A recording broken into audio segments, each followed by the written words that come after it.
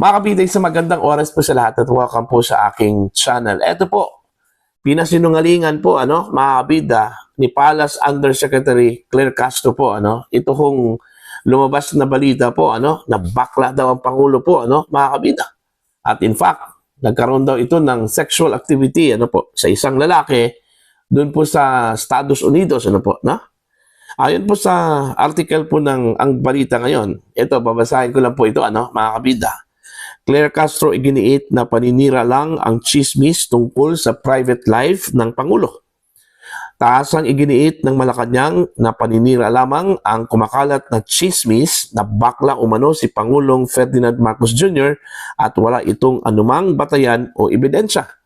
Ayon kay Palace Press Officer Claire Castro, malinaw na layunin ng naturang mga aligasyon ang siraan ng pagkatao at integridad ng Pangulo at ng unang ginang na si Lisa Araneta Marcos. Ipinapakalat ang mga chismis laban kina Pangulong Marcos Jr. at First Lady Lisa upang sirain ang kanilang karakter at integridad. Ipinaliwanag ni Castro na ang kawalan ng ebidensya magiging madali para sa sinuman ang magpakalat ng kasinungalingan, maging para sa pansariling interes, pampulitikang motibo o bayad na paninira. Binigyang din niya na ang ganitong uri ng disinformation ay may masamang epekto hindi lamang sa mga individual na pinatatamaan kundi pati sa imahe ng bansa. Nauna nang nananawagan ang Malacanang ng agarang aksyon laban sa paglaganap ng mapanirang kasinungalingan na ayon kay Castro ay maaring makakasama hindi lamang sa mga biktima ng fake news, kundi pati sa turismo at ekonomiya ng bansa. Ayon.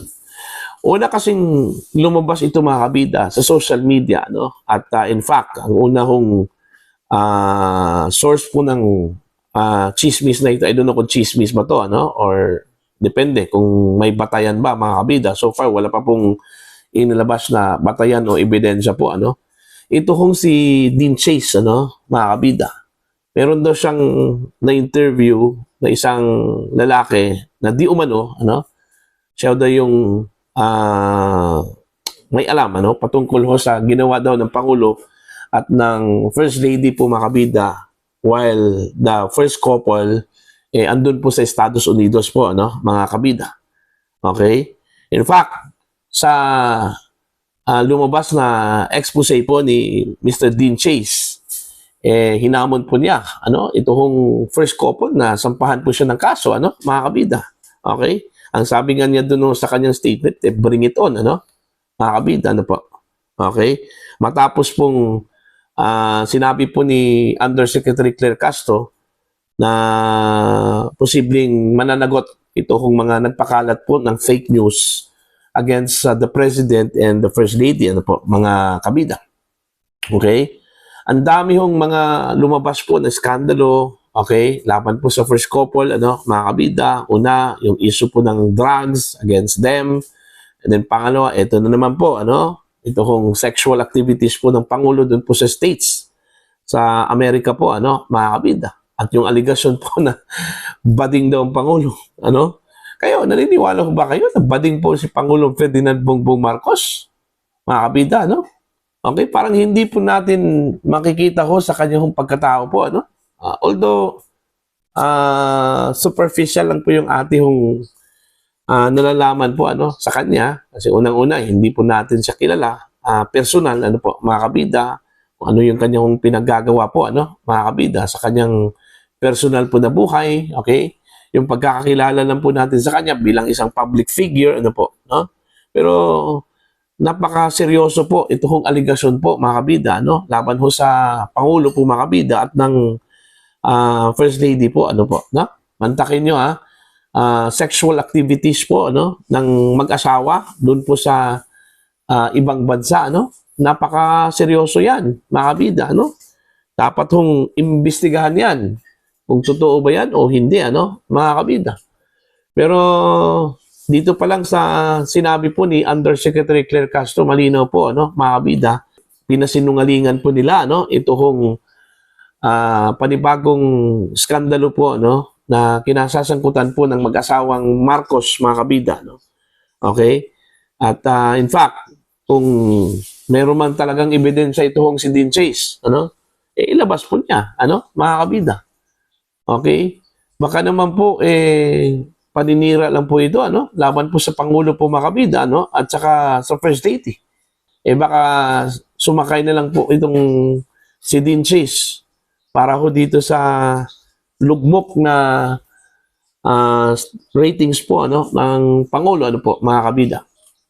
Okay? Kasi po, seryoso itong aligasyon na ito, ano, mga kabida. Hindi lang ito pang national interest, ano, pati personal interest po ng Pangulo po, mga kabida, at stake ho dito. Okay? At kay First Lady Lisa Marcos, ano, tama po si Undersecretary Claire Castro po, mga kabida, hindi lang po ito nakaka-apekto sa personal na pagkatao po ng Pangulo at ng First Lady, kundi malaking epekto po ito, ano, sa atin bilang isang bansa, ano, mga kabida. Okay? Lalong-lalo na po, binalot po ng iba't ibang kontrobersiya po itong first couple po, ano, mga kabida. Okay? Una, yung issue po ng drugs. Okay? Issue po ng drugs po, ano. In fact, dun po sa US, na-issue po itong si First Lady Lisa Marcos, ano, mga kabida. Nung time po na namatay po itong si Paulo Pantoco po, ano. Okay? Pangalawa po, itong issue po ng drug use po ng Pangulo. Kung saan ang kanyang kapatid mismo, ano, ang nag-akusa po sa kanya na gumagamit daw, mga kabida, ang Pangulo ng illegal na droga, ano, ng napakatagal na po ng panahon, mga kabida, ano? Okay? Mga seryosong aligasyon po ito na so far, wala pa pong ebidensya pong inilatag po, inilabas, mga kabida, ano po? No? Okay?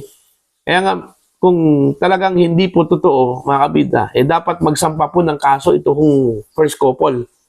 Doon pa lang kay Senator Amy Marcos, yung aligasyon po, ano, ng kanyang kapatid, ni Senator Amy Marcos laban sa kanya, ano, napakaseryoso yon. Okay? Kumbaga, nasira yung pagkatao po ng Pangulo po doon, ano, mga kabida. Kung hindi po totoo yon, ano, kasi itinanggi po yan, ni Undersecretary Claire Castro, ano, mga kabida.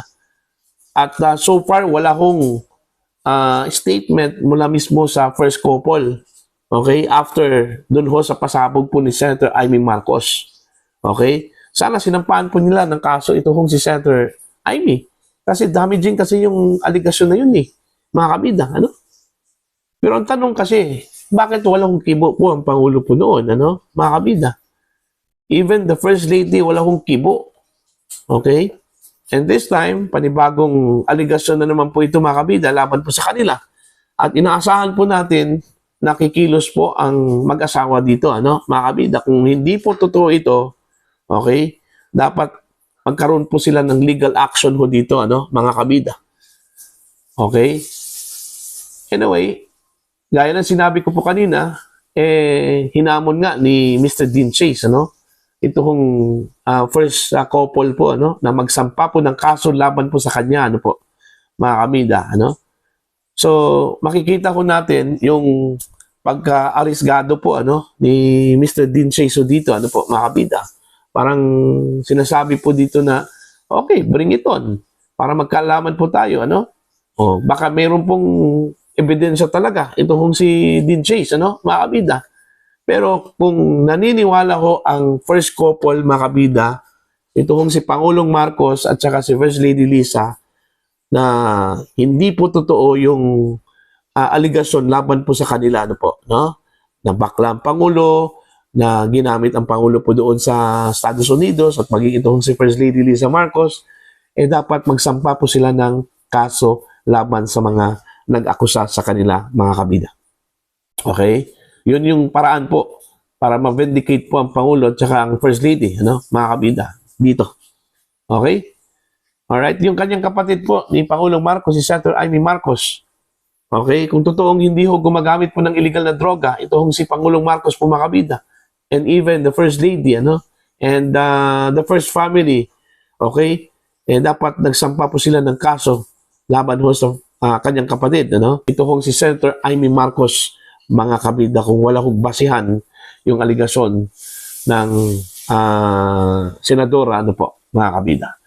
Para po sa inyo, ano po ang inyong opinion at pananaw ko dito, ano? So, please comment down, mga kabida. Sa mga hindi pa po subscriber sa channel, please subscribe. Just click the subscribe button, click the notification bell, click all para updated po kayong mga kabida sa aking mga uploads. Maraming salamat po sa inyong lahat.